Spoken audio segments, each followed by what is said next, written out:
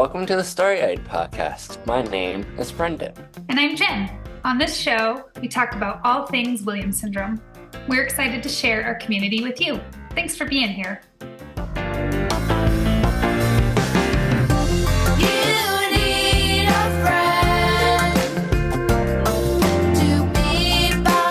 Can we do an intro to the show with this background?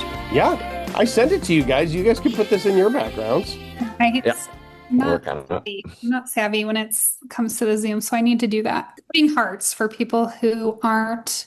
For the audio. Hey, our audio version of the podcast is we're at about 16,000 total downloads. That's amazing. Which is really wonderful. I can't remember off the top of my head how many subscribers we have, but it's a decent amount for our niche little podcast. Yeah, I think it's pretty darn good. Yeah, but for the audio listener, I have the new video background that I created with just croutons and hearts flying all around. Very crunchy looking croutons. They are very crunchy looking croutons. Part 2 of our grief series, we're talking with Jess Iverson. Yeah. She is a fancy acronym and her name, but she's a therapist in residency and also a parent of a person with Williams syndrome and a newly appointed board member. Yeah. Welcome. And I liked her. She was calm. She was calm, and she gave us what we needed to know. She therapized us. Kind of real in just a little bit. Yeah. It was very calming. It was emotional, but in a very sort of like, okay, I'm very in touch with my emotions right now, but not overwhelmed by them. And the biggest takeaway that we talk about is like in this situation when so much is happening around, right? Whether it's in our community or not, like focusing on one thing you can control is my biggest takeaway from today, besides this amazing acronym that now I think we're going to steal and splatter all over the place. But just focusing on things that you can do in your community to make a difference for yourself, for your local community, for your Williams syndrome community. It's the best way to stay connected. Mm-hmm. There's been some little nuggets of some wonderful sayings. Jeff earlier was talking about hearts the size of the world. People with Williams syndrome. Brendan, you've said it before. It's okay to not be okay. And Jess coming in with, you can only control what you can control. Yep. They're aphorisms that are obvious until they're not. Until you're in the weeds, until you can't see the forest for the trees. And then it becomes like, and you need somebody to sort of remind you that you can only control what you only can control what you can control. I struggle with that one because I, of course, believe that I should be able to control everything. Total control. And that if I'm not able to control something, it's just because I haven't tried hard enough yet to bend it to my will. Yep. And that's not healthy. No. Not healthy. But we were talking about with Jeff and Martha, which yes, will have come out before this. See, this is what happens when we do too many at once, then I can't think.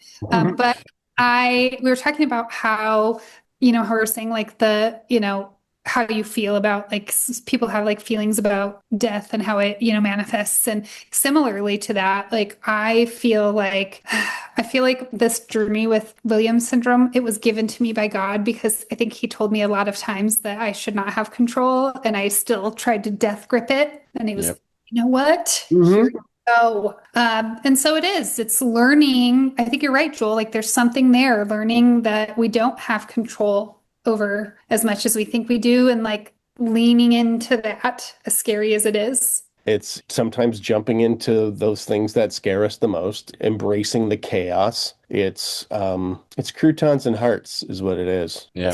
It's the crunchy, sharp ridges of a crouton. Yeah.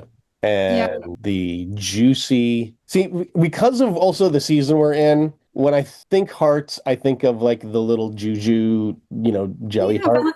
Yeah. So like that's, and that's pretty much the opposite of a crouton. Mm-hmm. Yeah. Well, and I think that is like funny because you just said that, and I was like, the crunchy, sharp-edged croutons, that's like me, right? And the like juicy heart. Like that's people with Williams syndrome. Like, That's you Brendan. guys are, you just by being who you are, like you are doing a lot of good in this world. And like we need more of that. And so we appreciate it. And, but like we don't want you to hurt. We don't want you to feel sad and stressed and emotional about things that you can't control, but make sure you talk to somebody. Make sure you find a friend.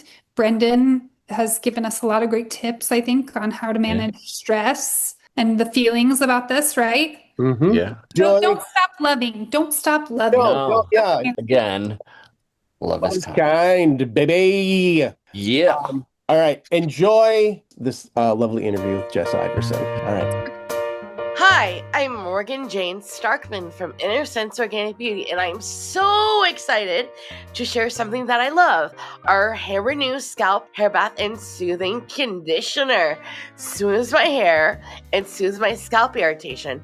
These products leave my scalp feeling truly calm, and they make me feel confident and cared for, and I think you'll love them too. Let's take care of our scalp and hair together. Try them today and save 15% on your first purchase with my code Morgan15 at InnerSenseBeauty.com. Hey, Jess, how are ya? Hi, I'm good, thank you. How are you? Doing well. First, I just want to say welcome to the board. Thank you very much. Yeah, it's great having you on now. So for those who might not know who you are, why don't you take a few moments to introduce yourself and tell everyone a little bit about yourself. Sure. So, hi, everyone. I'm Jess Iverson. I have 3 kids, 11-year-old, a 6-year-old, and a 3-year-old. And our 6-year-old is Jeremy, and he is our loved one with Williams syndrome. And so we received a diagnosis when he was just a few weeks old. And ever since then, we've just dove headfirst into the community and being involved and things like that. So yeah, I am one of the newest Williams syndrome board members. It's a huge honor. I'm also a wife, and I used to be a lawyer. I used to practice law, stayed home for about a decade almost, and now I am actually pursuing a position as a therapist. I am a resident and working towards my LPC. So That's amazing. thank you. Where are you from? Northern Virginia. So live outside of Washington, D.C. Okay, that's amazing. So was your son Jeremy, was he diagnosed early because he had heart problems? We're all wearing red today. Yeah, woo. Yep. The pediatrician was the one who said he has a little bit of a murmur. There's nothing to be overly concerned about. Just, I recommend you go to a pediatric cardiologist to just get it checked out. Probably not anything, right? And so I'm thinking, all right, we'll just go to the specialist and we'll walk out with like a clean bill of health. Yeah. And I remember that day because that was basically when we were told, I think he may have Williams syndrome. Yeah. And, I was so scared and just panicked. We had never heard of it before. And she did it because, we went through the echo and everything. She saw the stenosis and some of his facial features too. And so, yeah, once I heard that, it was just like, okay, whoa, this is not just we're getting a clean bill of health. Something else is going on and our world is about to change. Yeah. And so how old was he? Like not even 1 yet? No, he was like maybe, let's say 6 weeks old, 6 or 7 weeks old. So we're really grateful and lucky that he was diagnosed very early on. Yeah, totally. I live in Colorado, and we just had the Children's Hospital here in Colorado just started a Williams syndrome clinic. And so I got to be at the first one, and they had a variety of patients with Williams syndrome, but one was like a brand new diagnosis. And so I came representing like as a parent advocate or family liaison. And, my job is to talk to them about the resources here, like both locally in Colorado and nationally. And I was sweaty going in because I thought like this was their first baby. They were right in the thick of it. And my daughter Stella was diagnosed at 5. And so like, I know that early diagnosis and intervention is so critical to our people. But in some ways, I feel like I was lucky to find out at 5 because, like, that road, I'm sure going into how old was open heart surgery? Did he have to do that? We are extremely lucky. He has never had OHS. Yeah. Knock on wood. Okay, good. But I mean, like those, I'm sure you're dealing with a brand new baby, and then to have all that, that's an experience in and of itself. Yep. How has like the journey been now? So you said Jeremy's 6? Yes, he's 6. Okay. He's thriving. He's in mainstream first grade. He has a lot of supports. He's like an IEP and things like that. But yeah, he's doing really well. He's like the light of my life. I just love that boy so much. And so yeah, he's taking drum lessons. He's in swim lessons. When we were waiting for the official kind of microarray or fish test, we had both done. But when we were waiting for those results, right, it's the waiting period can be so hard. I remember I reached out to like one of your counterparts, Erin Rupolo, who's the family specialist volunteer here in the Mid-Atlantic in Virginia. She's in Maryland, but I think, in this area. And I remember she was the kindest, voice I needed at that time, because I was like, I'm waiting on these, results, and can you help me? I'm panicking. I'm scared. And I think she was even driving, and she was like, let me pull over and let's talk. Call me. Okay. And so I just remember, and even I'm wearing this like Williams syndrome colored bracelet that she gave me. Very cool. But yeah, and she was just so kind and, kind of was able to help me rein in the anxiety. And then I also remember I went onto one of the social media forums on Facebook, I think, for like parents of, Williams syndrome and things like that. And I posted a question. I said, this is where we're at. We're waiting on official diagnosis results. Knowing what you know now about Williams syndrome and your loved one, what would you have told yourself when you were in my position?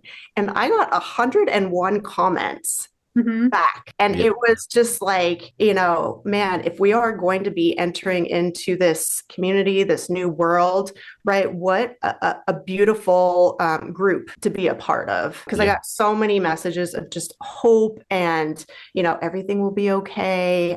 Shoot for the stars, don't let the diagnosis define who he is and things like that. So I remember these things because I was so grateful for that like outpouring of love when we needed it the most. Absolutely. Absolutely. And I would love to see your, like what people wrote in there, because I'm sure it's amazing. And it gives such a different perspective, right? So many times, like as parents, and I get them too, like people will come to me and say like, I have a new diagnosed person. I'm so depressed. And I'm like, oh, don't be depressed. Like it's, there's some hard things and grief, that's why what we're talking about in this episode. There's definitely some hard things that you have to get used to, but there's so many funny and wonderful things that happen being part of this Williams syndrome community. Like we're really blessed. And I was just looking at a video. My daughter Stella's 15, and I just saw a video of her the other day when she was like 5 or 6, and I was like, oh, I miss those days. Voice, and like she was crazy. She was like super active, so she just was like everywhere and doing everything. But like, I never thought that I would look back and like when I first found out about Williams syndrome, it's like, how can I, look back with fondness on this? And I just think like, her life is a blessing. So I'm sure you feel the same way. How did you get involved? Like what was the first thing you got involved in, like from a Williams syndrome perspective? I think I became a family support volunteer myself. Erin had really touched me so much and made an impact that I wanted to pay it forward. And so it's been a really rewarding role, just having people kind of email me out of the blue and like, hey, I saw you listed on the Williams Syndrome Association website, and this is what we're going through. But it's been really, really nice to be on the other side of the diagnosis and then be able to support others who are going through, a challenging time. It is. It's one of my favorites too. Have you been to conventions? Yes, we did. We went to, We went to the last one and oh my gosh, it was so much fun. I loved it and made so many new friends and connections, and we're going this year again. So yeah, that's going to be awesome. Yeah, Yes, it's gonna be. we're excited. Brendan's excited, right? Yeah, yeah, for sure. Yeah, it's Yeah, I can't wait to hear more programming. So then how did you get looped in on the board? So I was very surprised. I got an email from the current president who's outgoing, Bill, and he was just like, you were a strong candidate back then, and we have openings now. Would you be interested? And I was like, yeah, absolutely. Yeah, just attended my first board meeting, and truly, I feel so honored and privileged to be on it because I just love this community so much, and I just want to make sure, that I'm doing everything in my power to help, of course, Jeremy like grow and thrive, but everybody else too, who is in our group, our community. So I feel like this is a really powerful way to do so. Yeah. Well, and it sounds like you have a very, I'm going to say like full spectrum career, going Yeah. from a lawyer to now being a therapist. And in the series, we're talking about grief, because as you know, there's so many amazing things that come along with Williams syndrome, but the health stuff is Yes. real challenging. And our previous guest, we were talking about how even though some of the recent deaths that we've seen have not been Williams syndrome related, like there are other things that have contributed to that.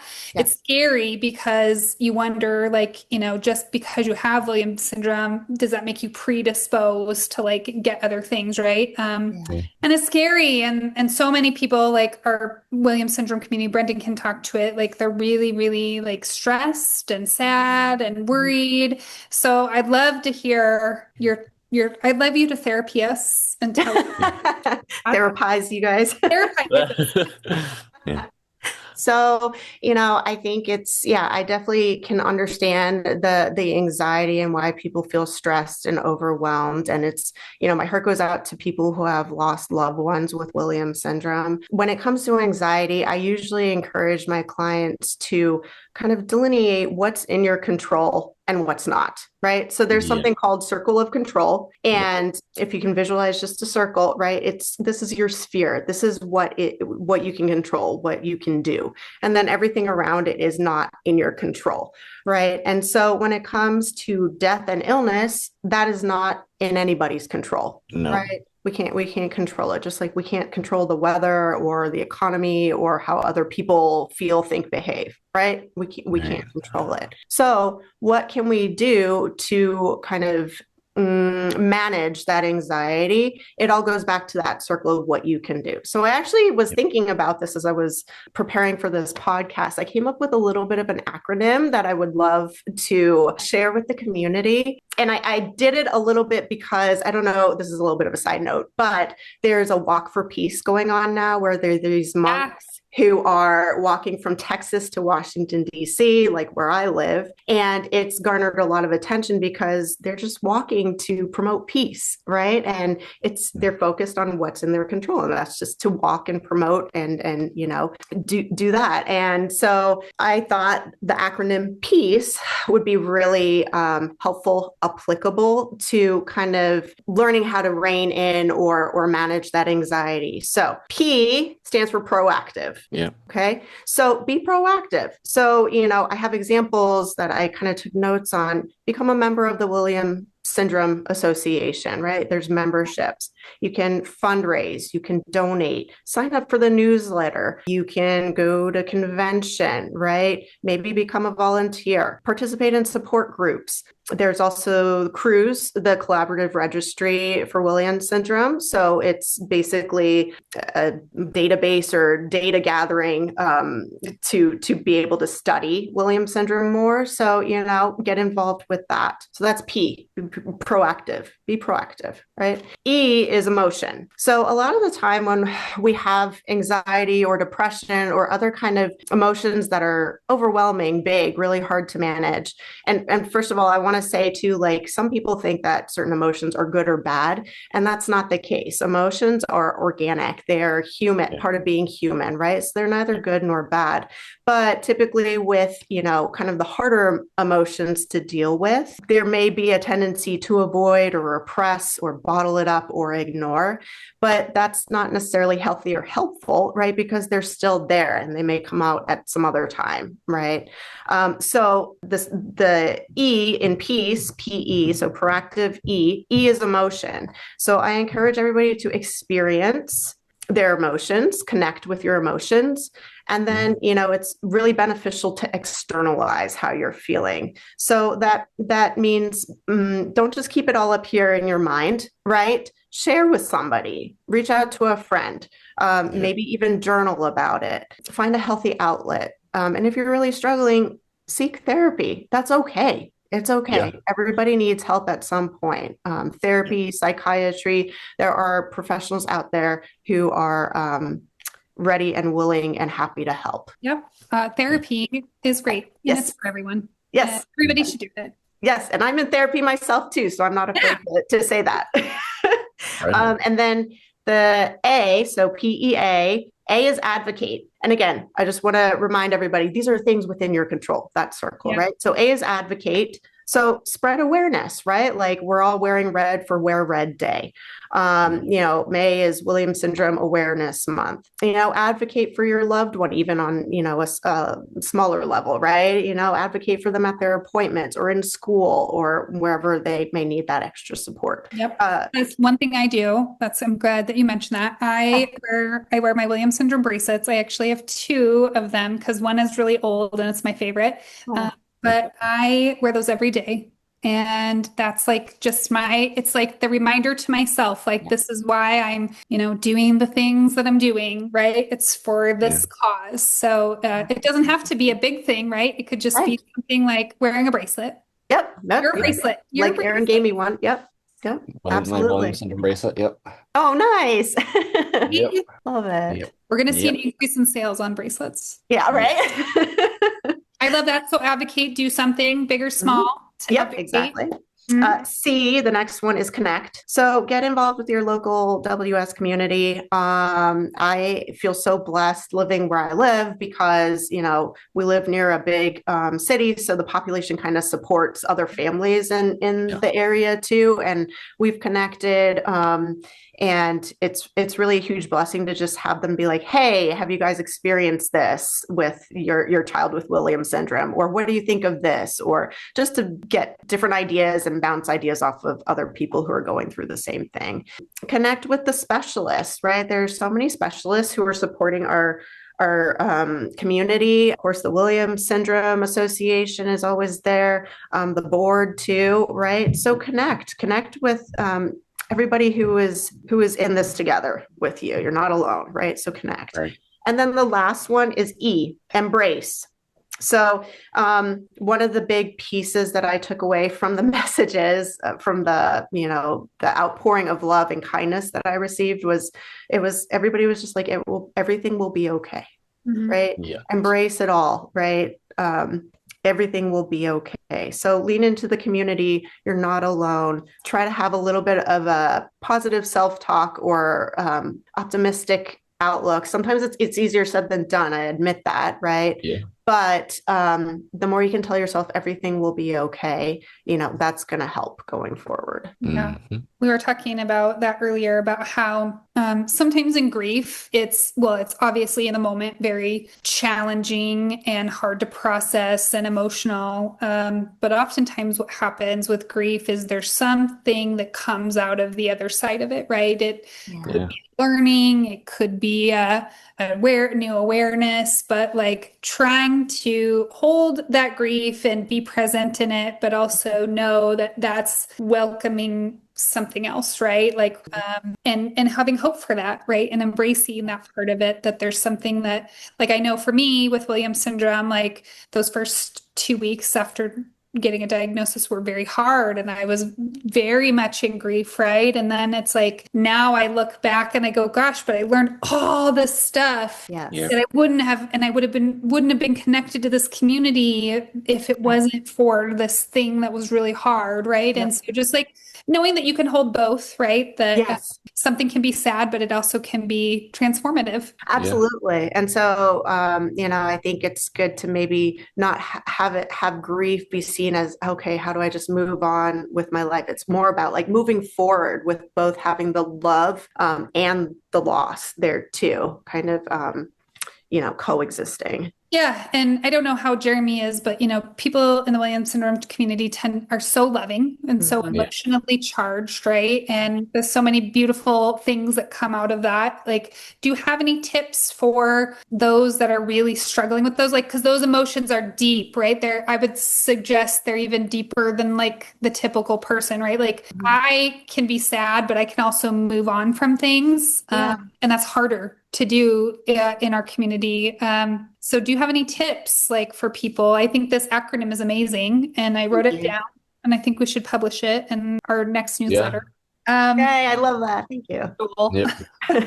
But I would love to hear like if there's anything else like for those people that are really, really struggling and they're like, I'm trying all these things and I just cannot get out of it. Yeah. So people who are deep in their grief and things like that. Yeah. Yeah. So I would, I'd validate that, right? I would personally say that grief is probably one of the harder life transitions, all right? So I validate that. And it's, again, it's knowing you're not alone, right? It's leaning into the community, people who are there for you. It's, one of those interesting things that's a universal human experience, but is so unique to the individual because everybody's grief looks differently. Everybody goes through the different grief stages differently. And so it's okay to, to feel those feelings, to really experience and just to be like, it's okay, right, that I'm feeling this way. And it's validating it for yourself too. So it's saying something like, I feel blank. I feel devastated. I feel depressed. I feel heartbroken that my loved one received a diagnosis or my loved one has passed. Yeah. That's valid. That's real, right? Yeah. So I think it's really good to lean in to get the support, but also to kind of try to have that positive self-talk, fortify yourself, right? Do try to also reframe, right? Like it's okay to have these big emotions and feelings.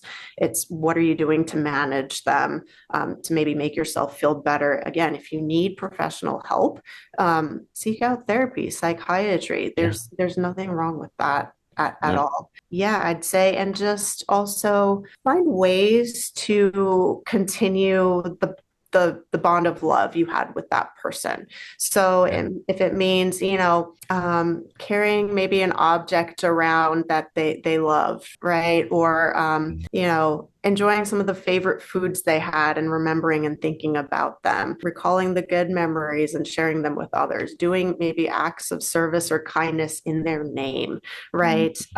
It's even talking to them. They may not be here physically, but it's still talk to them. There may be people who are like, what? But it's true, right? There's benefits to all of this. Yeah, I would say it's okay to grieve. It really is. And just lean in and try to do what you can for yourself too, if it even means reaching out for help, support. Yeah. I think it all comes back to, like you were saying, like doing things within your control. Yes. Something that you're making me think of, for like our Williams syndrome people. And I think I'm maybe more talking to adults than I am like kiddos, but, like when we think about things in our control, right? Like I also am a worrier. Mm-hmm. I can verge on like hypochondria's and hypochondrianism. Is that the word? Worry Hypochondria. Whartonism, I'm whatever a that worried word is. person. I have a Yeah. there's a lot of anxiety in here.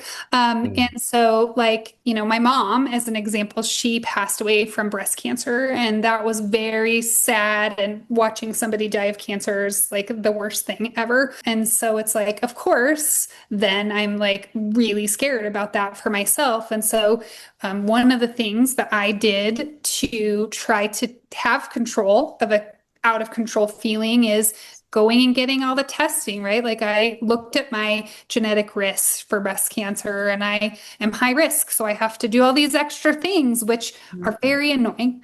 Yeah. But it is that, and it doesn't mean it's foolproof, right? But like it's just an example of like, okay, that is the only thing I can do when I'm feeling scared and out of control about that is this. Absolutely. And so I don't know, like for Williams syndrome, I'm just thinking like, if you guys are worried about things and you're like, gosh, I see all these people passing away of Williams syndrome things or not, right? You can go, like we have a friend in the community who passed away from colon cancer, right? So all our Yeah. friends in the Williams syndrome community who are 45 and older, Get go yourself checked, please. Yes, get a colonoscopy. Get that, exactly. whatever you need to get. Yes. And it's a great way that we can honor is Kim, right? That passed away. Yeah. Yeah. Yeah. It's a great way we can honor Kim, right? Is to make sure Yeah. that we're doing that due diligence for ourselves. Absolutely. Yeah. Yeah. So that's something that you just made me think of there. How about for parents? Do you have any like other advice, like being on the other side of it, right? You and I are parents and Yeah. seeing this stuff, and we're also trying not to freak out. Yeah.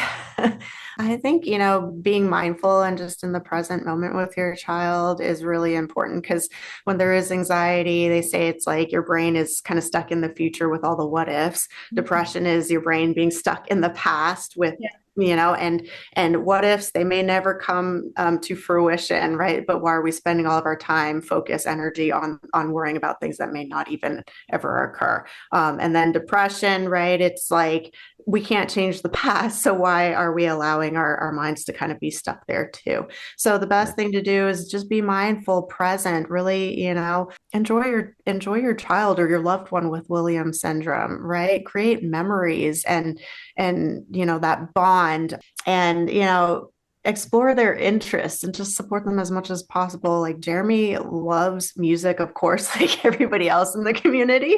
Yes. And he kept being like, I want a trombone. And we were like, okay, cool. All right. So for All right. Christmas, we just got him like a used secondhand trombone. Yes. And he just walks around the house happily playing this, right? Even though we're like, oh man, that's really loud. But Yeah. he's happy as a clam, so I think it's just being mindful and present and just trying to enjoy the moment. Mm-hmm. Yeah, I think that's a good point. And like taking advantage of the resources Yes. that we have through the Williams Syndrome Association are so important. Like, most of my like cherished memories are from doing things in this community. And we even had something happen the other day. My daughter really loves to sing the national anthem, and it's like now it's like the thing that she does. And my husband and I went to the same high school, but we did not know each other. And she just played a basketball game there where she sang, and he was like, "Did you ever think in 30 years, Right?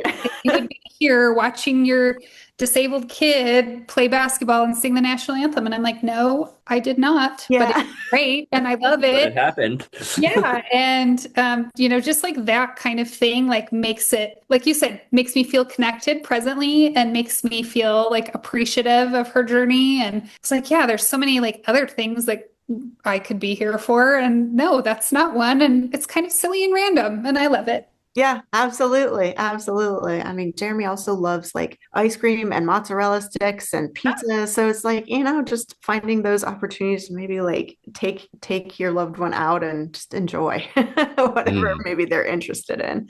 Did Joel ever think he would be doing a chili pepper challenge? No, he probably did not.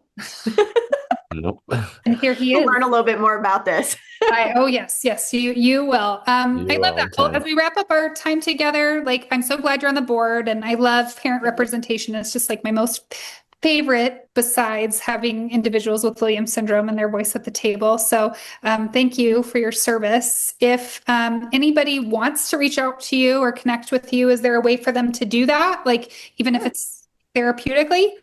Yes. So just like I said, I'm a resident in counseling. So that means I'm under supervision. I'm working towards my LPC. I live in Virginia. So if you're in Virginia and you need support, I'm currently at a place called Bloom Health Centers. Yeah. But, there's a lot of other resources too. But yes, you can also find me on the Williams Syndrome Association's website. I'm still listed there as a family specialist volunteer. So you can just click that or try to connect with me on social media. I'm on Facebook. And I'd be happy to help and support anybody who comes my way and needs it. Yeah, I thank you. That's wonderful. Well, here we give you hearts and croutons. Give you a heart. Yeah. I'm not prepared with my crouton per usual. Oh, here it is. That's it. Maybe I can do an effect. Oh, wow. Amazing.